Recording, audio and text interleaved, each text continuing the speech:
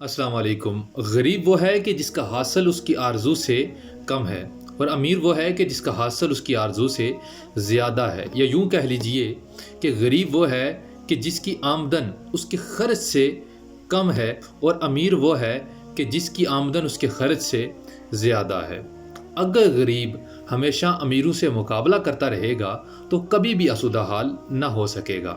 لیکن اگر وہ اپنی آمدن اور اپنے خرچ کو کم کر لے تو وہ آسودہ حال ہو سکتا ہے، کیونکہ انسان اگر بلندی سے پستی کی طرف دیکھے تو وہ خود کو اونچا محسوس کرے گا، لیکن اگر وہ پستی سے بلندی کی طرف دیکھے تو خود کو نیچا محسوس کرے گا، کیونکہ امیری اور غریبی، پستی اور بلندی صرف ایک احساس ہے۔